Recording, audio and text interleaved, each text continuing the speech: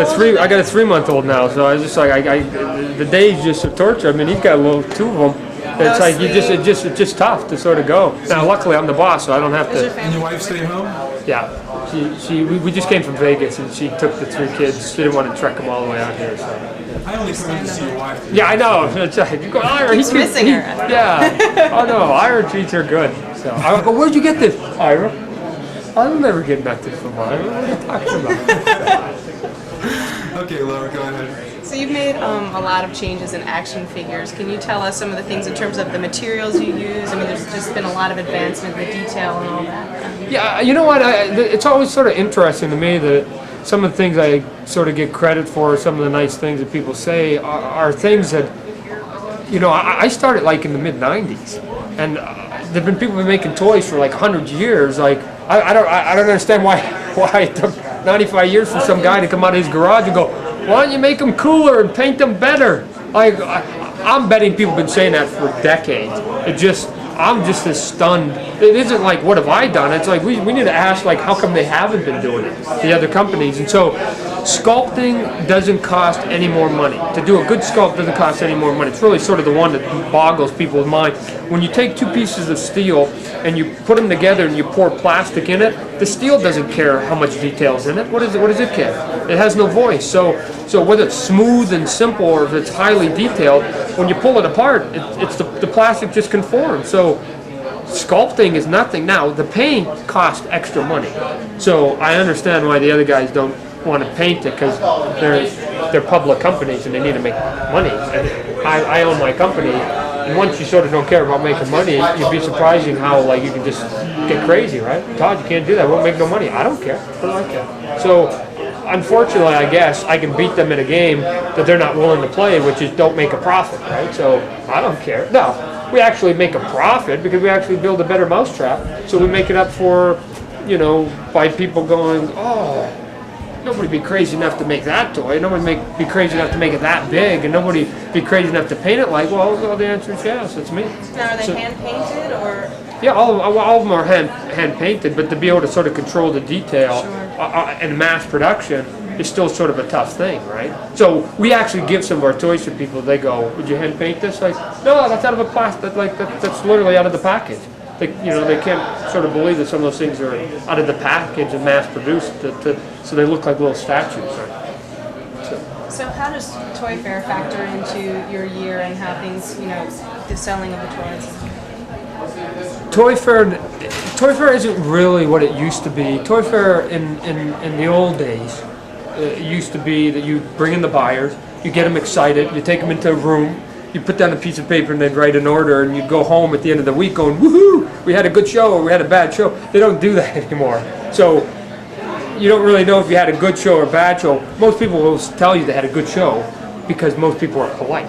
So people don't usually come in here and go, Todd, those are horrible, and I'm not buying any of those stinking figs. They don't say that. Usually if they come in and they don't say nothing, that's usually the same thing. So if they go, and they look at their watch, that's the equivalent of like a cuss word, that they're like, I'm in trouble. So people either A, say nothing, or they actually say something nice. So that's why you'll find if you walk around any building, go, do you have a good toy? Oh yeah, because people are polite, right?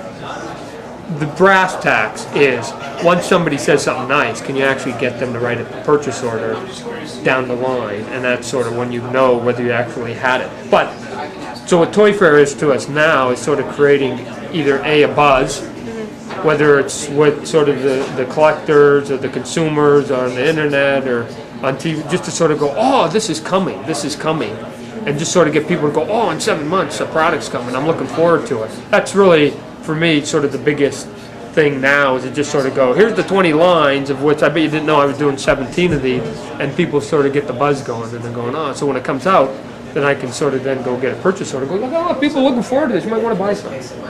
I noticed you've got sports figures this year. Right. That's a big, I know you're a huge fan. Sure. And did that just start this year and you started talking to individual athletes, or how did that happen? No, that's one that I wanted to make for a long time. I just, not to slam the competitors, but it's like another one of those ones. It's like, I don't really feel that I come up with anything original. I'm just going, could somebody make sports figures that look like the sports guys? I mean, like, these aren't big ideas that I come up with, right? I'm always sort of amazed that I look around and I'm the only guy that thought of this. You might actually want the guy to look, so we're using photo reference. Doesn't seem like sort of a unique concept, but now maybe the other guys do. I'm not seeing evidence of it, but I'm like, you know what? I'm just like, we're actually going to like use photos that exist and make the guys. There's a certain way that players move and they shoot things and they throw football. I mean, I'm an athlete and I got my school paid for on a scholarship, sports scholarship. So I played it. And so there's ways that the body moves that unless you're sort of an athlete, I don't think you sort of can appreciate the movement. Even with some of the stuff that we're doing, I've got guys that are sculpting that aren't athletes that it's a little bit like pulling teeth to go, no, the joint got to go like this. When you kick your foot up, it pivots. And unless you've done it, you don't really sort of know it. So I always got to take their things and sort of twist them and turn them and go, now put the wrinkles in here and make it look like that. But if you don't get it, just make it look like these photos. I also noticed that you got 2 18-inch figures this year. Is that a direction you might think of heading into the future? I know that the fans are, you know. Well, you know, it's there for 2 reasons. Whenever you come to the toy fair, you see that we sculpt bigger, and then when you buy them, they're a little bit smaller, just so we can keep it at a reasonable price. So it's sort of just us experimenting. Can we sell big toys? My guess is the answer is yes. Not mass, but again, you know, a reasonable amount. And with those, you know, they're 18 inches. Can we sell them at Halloween? If we can't get them in the toy aisle, can we get them in the seasonal aisle? And then people just, you know, put a light bulb underneath them, and we got some. They will actually be motion detectors in them, so that when they walk by, then they're going to have the music playing, and they're actually going to be sort of Halloween items that you can put out on the porch. And when a kid walks, it's like, whoa, whoa, whoa, no, like whatever, just fun, silly stuff. Now, if they do good, I might have a whole line of, you know, stuff that aren't Halloween or seasonal based, but just people want big stuff because they're cool. One last question. If you could make an action figure of anybody of all time, who would it be? Of all time? Yeah, from the beginning of history till now, is there a figure or somebody that stands out? Jesus would be pretty cool. Which is weird, given I'm an atheist. You know, I'd want to do like McFarlane's take on Jesus. It's like it might shock people, but if I was going to do something that I personally would want to do, what have I been waiting that I couldn't get my hands on?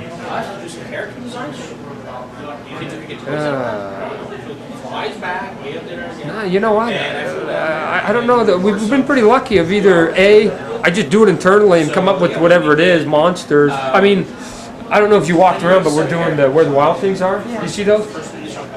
Marie Stendek's coming in tomorrow. I'm here to tell you. I'll tell all of you here. All these monsters you guys see, you just don't wake up at 25 one day and go, by God, I'm into monsters. That starts when you're 5. Sports starts when you're 5, and monsters start when you're 5.